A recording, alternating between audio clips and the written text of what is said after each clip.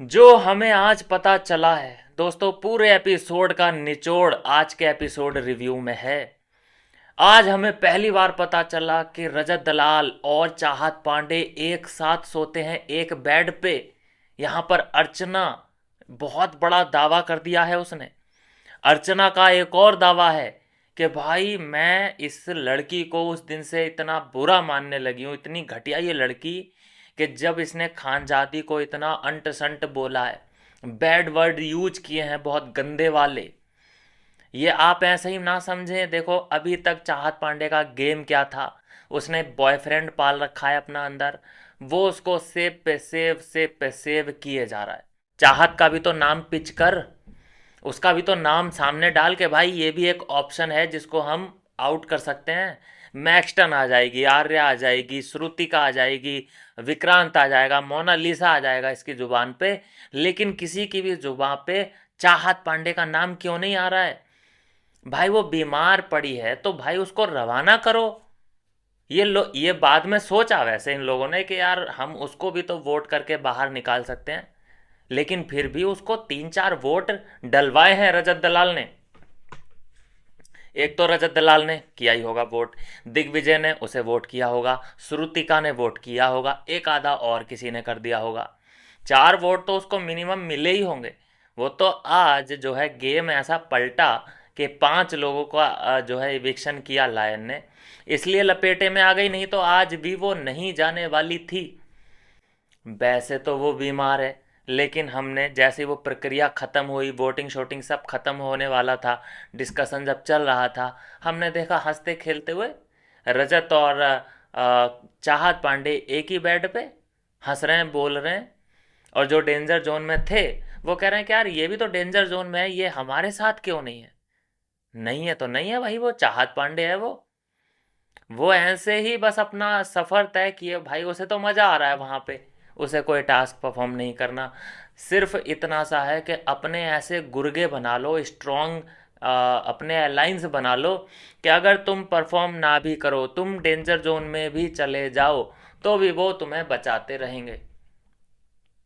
ये तो अभी की बात है, मैं तो कह रहा हूँ कि अगर ये 1-2 महीने और एक्सटेंड हो जाता ये सीज़न, और अगर इसमें रजत दलाल, श्रुतिका, दिग्विजय और एक दो और पपलू टपलू रहते, तो वो चाहत पांडे को ही वोट देने वाले थे। इनके लिए ये मैटर नहीं करता है कि चाहत ने कोई परफॉर्मेंस दिया है कि नहीं दिया है।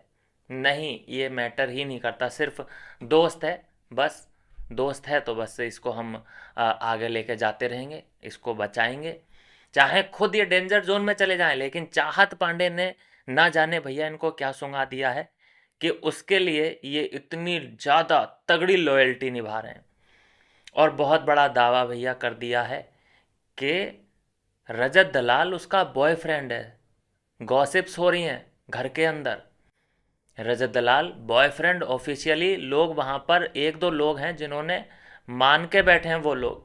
अब देखो हमें तो भैया वो तस्वीरें, वो वीडियो रात वाली जो होती हैं, जैसे बिग बॉस में तो नाइट की वीडियो भी दिखाई जाती हैं कि कौन कितने बजे सो रहा है, कौन क्या गॉसिप कर रहा है। रात में तो बिग बॉस में क्या होता है कि दिखाया जाता है कि कौन किसके साथ सो रहा है, खर्राटों तक की आवाज़ सुनाई जाती है। लेकिन यहाँ सो कौन रहा है, किसके साथ सो रहा है, कौन कहाँ पे सो रहा है, रात का सीन तो दिखाया नहीं जाता। मुझे लगता है कि नाइट विजन कैमरे नहीं है इस महल में, क्योंकि रात का एक भी सीन नहीं दिखाया जाता। तो ये थोड़ा सा लो बजट इन लोगों ने रखा है इस बार। लेकिन कई खुलासे हो चुके हैं, ये हमने देख लिया। और फैजू बहुत जान मार रहा है इस शो के लिए, पूरा अपना 100% दे रहा है। हालांकि बैड लक कि आज का टास्क वो जीत नहीं पाए, अगर वो थोड़ा सा सही कर दिया होता रेस में तो आगे था ही, लेकिन वो एक गलती हो गई, कोई बात नहीं। इसी बीच दोस्तों, खानजादी का मैसेज आया है अपने फैंस के नाम, और अपने फैंस को धन्यवाद किया है, थैंक यू बोला है खानजादी ने। और यहाँ तक के सफ़र के लिए वो बहुत ज़्यादा आभारी हैं अपने फैंस के साथ। और उनका मानना यह है कि भाई ये 50 लोग की ही दुनिया नहीं है। जैसे कि अभी रिसेंट ये बैड लक उनका भी मैं तो कहूँगा कि हुआ, नहीं तो लड़की में तो कोई ऐसा था नहीं कि दमखम दिखाने में कमी छोड़ी हो, और एक एक को नापने में नाप दिया था मतलब खानजादी ने। और अपने लिए ये मतलब सभी लोग डर गए थे, इवन कि रजत दलाल खानजादी से डर महसूस कर रहा था। चाहत पांडे, रजत दलाल, कटारिया, ये सभी लोग क्या थे, अगेंस्ट थे। अब ये बोल दिया है खानजादी ने कि भाई ये दुनिया कोई 50 लोगों की ही नहीं है भाई, यहाँ पे बिलियंस ऑफ पीपल रहते हैं। और कोई ये ना समझे कि यहाँ पर मेरे ये दा 50 का जो है सफ़र ख़त्म हो चुका है। बहुत सारी चीज़ें हैं जो कि शुरू होने वाली हैं, और यहाँ पर कोई एंड नहीं हुआ है मेरी इनिंग्स का, यहाँ से एक नई शुरुआत हुई है। तो ये पॉजिटिविटी देख के खानजादी में बड़ा मज़ा आया। बहुत अच्छी बात है, पॉजिटिविटी रहनी ही चाहिए। चाहे अभी वो कोई भी गाना लेकर आएंगी वो हम देखेंगे, कोई भी हो सकता है कि वो हमें एल्बम में दिख जाए, किसी के साथ कोलैब करते हुए दिख जाए, या किसी ब्लॉग में दिख जाए, तो वो अपना सफ़र जारी रखे हुए हैं। सबसे अच्छी बात यह है कि खानजादी के पास ऐसी ऑडियंस है कि खानजादी नाम नाम पे ही मरते हैं लोग खानजादी के। चाहे खानजादी कोई भी चीज़ लेके आए ना आए, चाहे खानजादी का कोई भी प्रोजेक्ट आए ना आए, लेकिन खानजादी की ऑडियंस जो है बहुत आला दर्जे की है और बहुत अलग है भाई। हर मोड़ पे, हर कदम पे सपोर्ट करने के लिए बिना किसी शर्त के तैयार है। तो ऐसी ऑडियंस चाहिए। ये ऑडियंस नहीं है, ये फैमिली है खानजादी की, जिन लोगों ने खानजादी को फॉलो कर रखा है। आते हैं दोस्तों, फिर से गेम की बात करते हैं। फिर से वही दोस्तों कि तू इसको वोट दे, तू इसको वोट दे। मतलब देखो, ये तो अब बहुत ज़्यादा ऑब्वियस सी बात होने लगी है कि हाँ अब ये लोग ये डिस्कस करेंगे, हाँ अब ये डिस्कस करेंगे। प्रिंस की चालाकी अपनी जगह पे चल रही है, रजत की चालाकी अपनी जगह चल रही है, फैजू बहुत अच्छे से दोस्ती निभाने में लगा हुआ है। कई सवाल उठ जाते हैं कभी कभी फैजू पे, लेकिन सबसे ज़्यादा भरोसा जो है उसकी टीम को जो है फैजू पे ही है। फैजू से मिस्टेक्स हो जाती हैं कभी कभी, तो फिर क्या किया जाए भाई, सबसे ज़्यादा तेज़ भी तो फैजू ही है। अब फैजू पे ही दाव लगाया गया, आज तो थोड़ा सा बैड लक हो गया, क्या कर सकते हैं उसमें। सब अपने अपने तरीके से मैं देख रहा हूँ कि दिमाग लगा रहे हैं। करण पटेल का इविक्शन होता है, इतनी खुशी, इतना मतलब कहीं शिकर नहीं चेहरे पे, कोई दिक्कत नहीं। और सब ने तालियां बजाई कि हाँ भाई आखिर में। अब देखो, इससे ये पता चलता है कि कोई ज़्यादा सीरियस लेने की ज़रूरत नहीं है इस शो को। यहाँ करण पटेल को हमने ये देखा कि जीरो इंटरेस्ट था इस शो में। कोई परफॉर्मेंस नहीं, कोई किसी से बकलोली नहीं, कोई ऐसा मैनुपुलेशन या इसको उड़ाना है इसको बिठाना है ऐसे करके कोई इंटरफेयर में देख ही नहीं रहा था। मैक्सटन का भी यही हाल था। मैक्सटन का सिर्फ एक मोटिव था कि वो यहाँ एल्विस यादव को एक्सपोज करने आया था। उसका उस एपिसोड में काम हो गया, उसके बाद उसने अपने हथियार डाल दिए। उसे मतलब नहीं कि अब ये शो कौन कौन जीतेगा, कहाँ तक ये जाएगा, इन 3-4 लोगों को वाकई कोई मतलब नहीं था। ये तो इसीलिए खुश दिखाई दिए कि हाँ भाई यहाँ तक। मैक्सटन का कहना था मैं यहाँ तक आ गया, बहुत अच्छा। और करण पटेल की आंखों में भैया वो खुशी के आंसू कि भैया हम जा रहे हैं, बहुत अच्छी बात है। हालांकि कई लोग ऐसे थे जो कि नहीं भी जाना चाहते थे, लेकिन कई लोग उसमें ऐसे हैं जो कि जाते हुए बड़े खुश होंगे। एक काका है जो कि जाते हुए बड़ा खुश होगा। क्या कर सकते हैं, ऐसे ऐसे लोग आ रखे हैं जो कि बिल्कुल इस शो में इंटरेस्ट नहीं ले रहे हैं।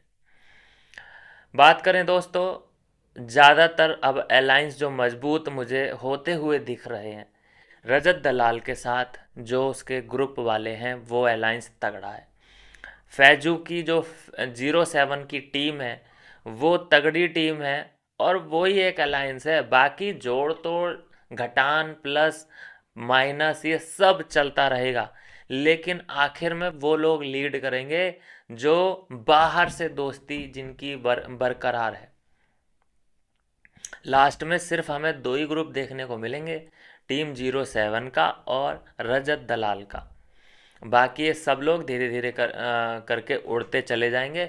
हालांकि जो ऑफलाइन न्यूज़ आ चुकी है वो आप सब ने देख ली होगी, सुन ली होगी कि क्या न्यूज़ आ चुकी है, उस पर हम नहीं बात करेंगे। हम सिर्फ एपिसोड रिव्यू पर ही अपना फोकस रखेंगे। सबसे अच्छा लगा कि रिद्धि बहुत अच्छा परफॉर्म कर रही है। सिवित तोमर के साथ उसका टांका भिड़ता हुआ मुझे दिख रहा है। सिवित तोमर का जो प्रयास था शुरू से ही कि भाई रिद्धि रिद्धि रिद्धि रिद्धि, आखिर में देखो कि रिद्धि के साथ कुछ तो बनता हुआ दिख रहा है। अब अगले एपिसोड में हमें ऐसा भी दिख रहा है कि प्रपोज वगैरह। भाई सिवित का तो ऐसा ही है, जिस भी सीज़न में जाएगा, अभी वो मान लीजिए कि अगले सीज़न में स्प्लिट्स विला में पहुंच जाए वो, तो वहाँ पे उसे एक लड़की दिख जाएगी और उस लड़की के लिए जो है ये अब इसका दिल धड़कने लग जाएगा। तो ये तो सिवित का तो ऐसा ही है। रोडीज में पहुंचा दो इसको तो रोडीज में कोई लड़की इसको पसंद आ जाएगी, उधर ये कुछ ना कुछ रायता फैला देगा। अगले सीजन में मैं कहता हूँ सिवित को बिग बॉस में ये लोग ले रहे हैं। मेरा फुल अनुमान है, क्योंकि जिस तरह से फ्लर्ट कर रहा है और अब तो ये मैच्योर भी बहुत हो चुका है रियलिटी शो कर करके। अब सिबित के बारे में भैया मुझे ये कोई बता दे कि ये करता क्या है।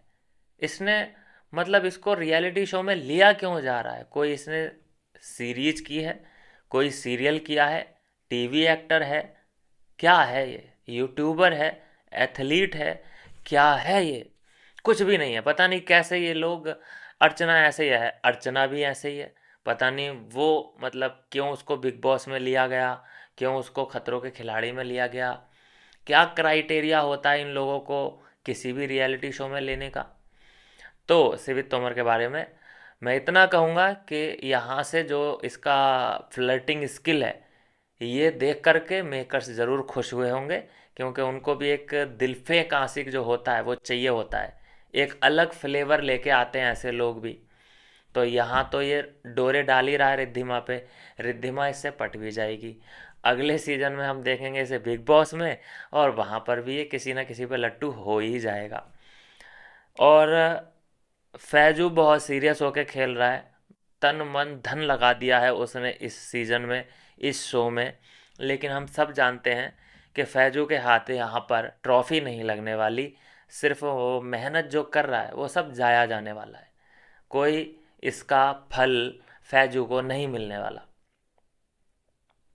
आप मुझे बताइए कि फैजू इतनी मेहनत कर रहा है यहाँ पर रजत दलाल इतनी मेहनत कर रहा है, ये भी इस स्टेज पे आ चुके हैं। लेकिन कई खिलाड़ी ऐसे हैं जो कि बिना मेहनत के यहाँ पर आ चुके हैं। काका को देख लो, बिना मेहनत के यहाँ पर है। मोनालिसा की कौन सी मेहनत है? श्रुति का अर्जुन क्या मेहनत कर ली है उसने, जो कि वो यहाँ पर है इन सभी लोगों के साथ में। तो ऐसा ही है, कोई कोई तो इतना पसीना बहा रहा है इस शो के लिए कि भाई जी जान लगा दे रहा है, और उन्हीं की वजह से टीआरपी भी आ रही है इस शो की। लेकिन कई ऐसे खिलाड़ी हैं जो बिल्कुल गोबर की तरह पड़े रहते हैं।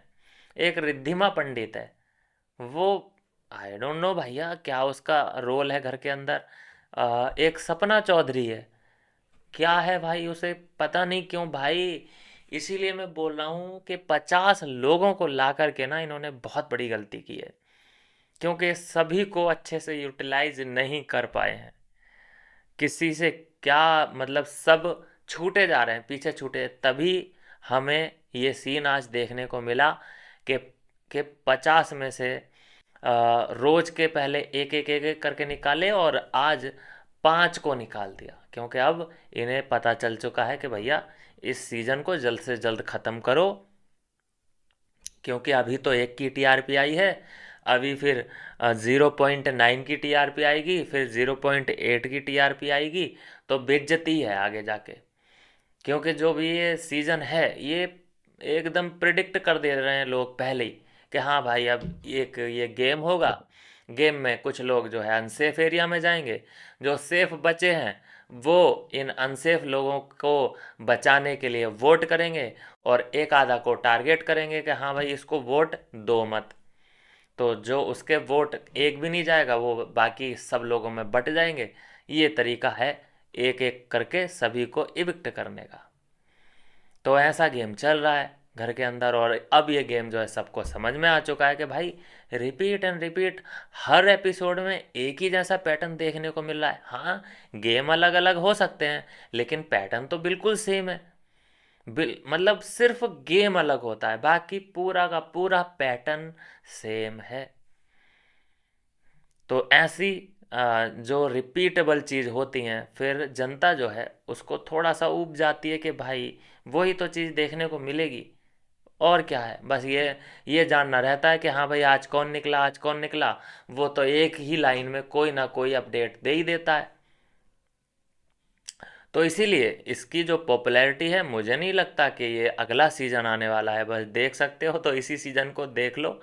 और ये बैड लक रहा फैजू के लिए, जो कि इतनी मेहनत कर रहा है। मैं तो पहले दिन से बोल रहा हूँ कि भाई इतनी मेहनत करने के लायक अभी ये शो है नहीं। इससे अच्छा होता कि मुझे खुशी होती कि फैजू अगर बिग बॉस में जाता तो वहाँ पर बहुत वैल्यू होती। क्योंकि सीजन वो बिग बॉस काफ़ी बड़ा शो है, जाना माना शो है, देश विदेश में लोग देखते हैं। और वहाँ पर बहुत अच्छे से ये अपना दिमाग, अपनी पावर, अपनी स्ट्रेंथ, अपनी स्ट्रेटजी का भरपूर इस्तेमाल करके हो सकता है कि विनर बन जाता। लेकिन कोई बात नहीं, अगली बार मतलब देखो, ऑफ़र तो जो है हर साल आता ही है फैजू को। तो मुझे लगता है कि इस बार भी जब आएगा ऑफ़र तो फैजू हंसते हंसते उसे एक्सेप्ट करेगा, तो मज़ा आएगा। अ, और बहुत कम चांस है भाई कि ये द 50 जो है सुपर डुपर हिट ये सीज़न जाए, क्योंकि जो भी हो रहा है सब प्रिडिक्टेबल है। तो ये है दोस्तों आज की एपिसोड का रिव्यू। आज चाहत पांडे के बारे में कई खुलासे हुए। गंदे शब्द बोले थे उसने खानजादी को, इसीलिए खानजादी भड़की थी। वो गंदे शब्द चाहत पांडे के हमें दिखाए नहीं गए, सिर्फ खानजादी को चीखते हुए चिल्लाते हुए दिखाया गया, जिससे कि नई ऑडियंस को ये लगा कि भाई ये खानजादी तो बहुत नेगेटिव है, ये तो चिल्लाती रहती है, यहाँ तो गेम ये खेलने ही नहीं आई है, ये तो चिल्लाने आई है। ऐसी लोगों के दिमाग में इमेज बन गई खानजादी की। और चाहत पांडे, उसकी स्ट्रेटजी तो बिल्कुल बढ़िया है। बैठे बैठे, लेटे लेटे आगे बढ़ते रहो भाई, हाथ पैर मारने की क्या ज़रूरत है जब सब कुछ तुम्हें टेबल पे मिल रहा है बैठे बैठे। तो ऐसा ही सीन था। तो जो भी हुआ अच्छा हुआ। 5 लोग जो गए हैं उनमें से 2-3 थे जो कि नहीं जाना चाहते थे, बाकी 2 लोग तो कम से कम ऐसे थे जो कि वो जाना ही चाहते थे और वो हैप्पी भी थे। आपके जो है थॉट्स ज़रूर प्रकट करें, और हाइप ज़रूर कर देना, हाइप का बटन दबा देना, लाइक ज़रूर कर देना, सब्सक्राइब कर सको तो कर देना भाई, अच्छी बात है, प्रोत्साहन मिल जाता है। मिलते हैं नेक्स्ट वीडियो में नई अपडेट के साथ।